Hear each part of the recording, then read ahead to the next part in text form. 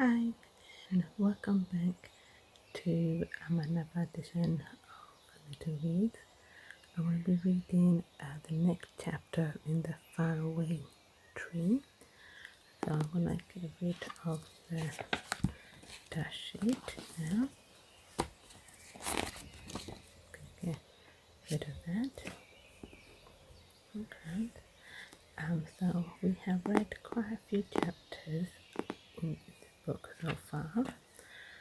And as you well know, I am a dyslexic reader, so if I make mistakes during the book reading, please do mind my reading and try my best to get the I'll try my best to read the book properly.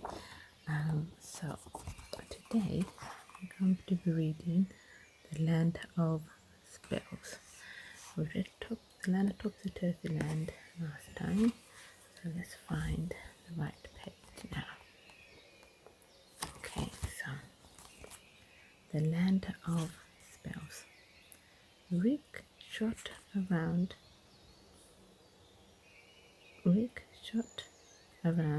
and down inside of the faraway tree on his cushion. He came to the bottom. He shot out of the trapdoor there and landed on a soft green moss. He sat there for a moment, out of breath. That's the loveliest slide I have ever had, he thought to himself. Ooh, wouldn't I like to do that again? He had just got up from the moss when the trapdoor at the bottom of the tree opened once again. Fanny shot out on the yellow cushion. Then came Beth giggling, for she always thought it was a huge joke to slide down inside of a tree like that. What do we do with the cushions? Asked Rick. Does Moonface want them back? Yes, he does, said Fanny, picking them up. The red squirrel always collects them and sends them back to him. As she spoke, a red squirrel dressed in a sweater popped out of a hole in the trunk.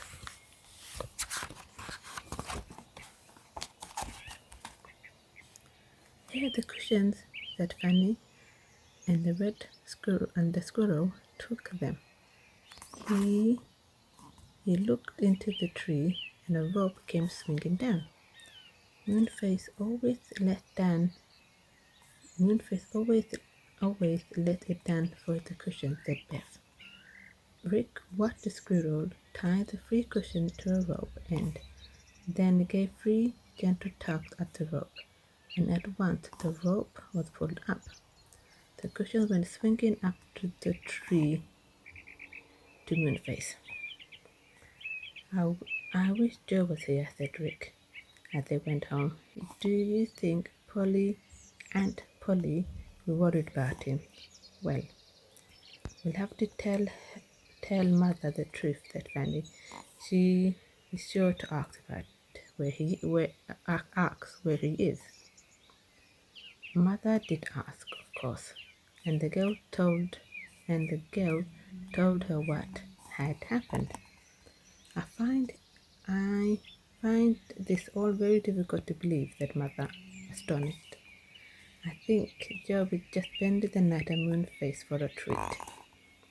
I trust Moonface to take care of him tonight, but he must come back tomorrow. Nobody said any more. The girls and Rick felt really tired, and after some hot chocolate and baked potatoes for dinner, they all went to bed. Beth wondered how Joe was getting on at Moonface's.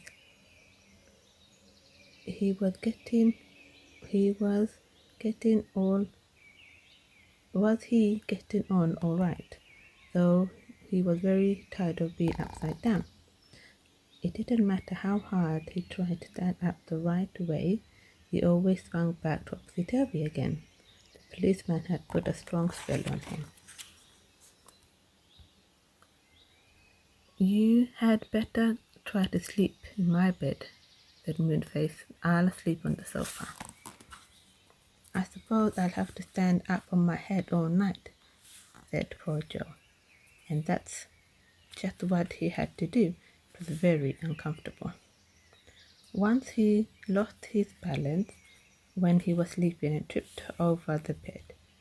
He almost fell down the slippery slope, but Moonface, who was awake, reached out his hand and caught his leg just in time. Oh goodness, said Moonface. Don't go doing things like this in the middle of the night. Joe, it's so disturbing. Well, I can't help it, said Joe. I'll tie my feet to a nail on the wall, said Moonface. Then you can't topple over when you are asleep. So he did that, and Joe didn't fall down anymore. When morning came, he was surprised to find himself upside down, because at first he didn't remember what had happened. I'll just pop up through the hole in the cloud to see if by any chance the land of spells is there yet, said Moonface. If it is, we'll go up and see what we can do for you. So off he went up the little ladder and popped his head out the hole in the clouds to see if the land of Topsy-Turvy was still there, or if it had gone. There was nothing there at all, only a big white cloud moving around like a thick mist. Moonface slipped down the ladder again. Topsy-Turvy has gone. The next land of event hasn't come yet, he said. We'll have breakfast and then I'll look again. Hello there, Silky. Stay and have breakfast, dear Silky. I came to see how Joe was, said Silky. Yes, I love to have breakfast. It's funny to watch Joe eating upside down. Hasn't the land of spell come yet? No, not yet, said Moonface, putting a kettle on the stove to boil. There's nothing there at all, but Topsy-Turvy is gone. Thank goodness. They all had breakfast. Moonface cooked some porridge. What do you want in your porridge? he asked Joe. Syrup, sugar, or cream? Joe couldn't see any syrup, sugar, or cream on the table. Syrup, he said. Please, Moonface. Moonface handed him a small jar that seemed to be quite empty. Syrup, he said to the jar in a firm voice, and syrup came pouring out as soon as Joe tipped up the mug. Milk Silky wanted cream, and the cream came out when Moonface said cream to the jug. It was fun. Moonface went again to see if Land of Spells had come. This time he came back excited. It's there, he said. Come on, we'll better take some money with me. I'd better take some money with me. I think in case we have to buy a spell we want. He took a small bag down from a shelf, and then he and Silky helped Joe walk upside down to the branch and led through the hole in the clouds to the little ladder. He went up with a great difficulty, holding tight to the hung of the ladder with his hands. At last he was in the land of spells. This land was a quite big marketplace. In it there were all kinds of curious little shops and stores.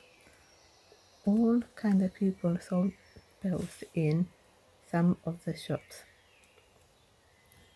That tall wizards, famous for their magic, in some of them were green-eyed witches making spells as fast as they could. Outside in the marketplace, sat all kinds of fairy folk at the stalls, pixies, gnomes, goblins, elves, all crying their were at the top of their high voices. Spells to make a crooked nose straight, cried one pixie, rattling a yellow box in which were magic spells. Spells to grow blue daffodils, cried a gnome, showing a bottle of blue juice. Spell to make cats sing, another gnome. Joe could hardly believe his ears. How odd! Who would want to make a cat to make cats sing? Now we must just see if we can possibly find a spell to make you stand straight up again. Moonface, and he went into a little low shop where the strange goblin sat. The goblin had blue pointed ears. This and his eyes sparkled as if there were fireworks in them. I want a spell, said Moonface. For what? The goblin. I've spelled for everything under the sun in my shop. Powerful spells too. Some of them. Would you like a spell to send you traveling straight off to the moon? Oh no, thank you, said Moonface at once. I know I look like a man in the moon with a big round face, but I'm nothing at all to do with the moon, really. Well, what would you like a spell to make you tall as a giant? Or would you, sorry. Would you like a spell to make you tall as a giant? Said the goblin, picking up a box and opening it. He showed Moonface a large blue pill inside. Now take the pill and you'll shoot up as high as a house. How you'll feel fine. It only costs 1 piece of gold. No thank you, said Moonface. If I grew as big as that, I'd never get down the hole in the cloud back to the faraway tree. And if I did, I'd never be able to get in the door of my tree house. I don't want silly spells like that. Silly, cried the goblin in a rage. You call my miraculous spells silly? Another word from you, stupid old round face, and I'll use a spell that will turn you into a big bouncing ball. Silky pulled Moonface out of the shop quickly, as she was quite pale. Moonface, you shouldn't make people like these angry, she whispered. You might find yourself turned into a bouncing ball or a black beetle or something if you are rude to them. For goodness sake, let me ask for the spell we want. Look at the bigger shop with a nice looking witch inside. They all went in. The witch was knitting socks from a green smoke that came from her fire. It was miraculous to watch her. Joe wished he wasn't upside down so that he could see her properly. Good morning, said the witch. Do you want a spell? Yes, please, said Silk in her most polite voice. We want to make our friend Joe stand up again. Stand right way up again. That's easy, said the witch, her green eyes looking in a kindly way at poor Joe. I've only got to rub a walking spell onto the soles of his feet, and it will be right up again. The walking spell will make his feet want to walk, and he will have to stand up the right way on them.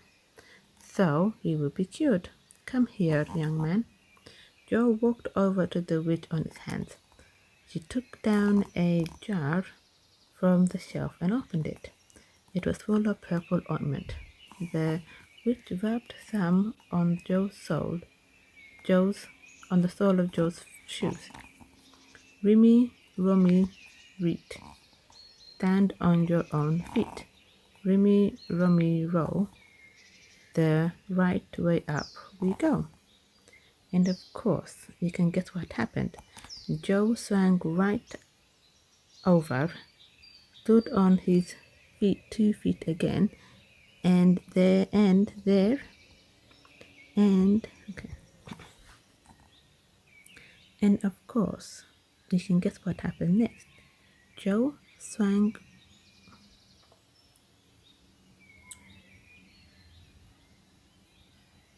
And of course, we can guess what happened next.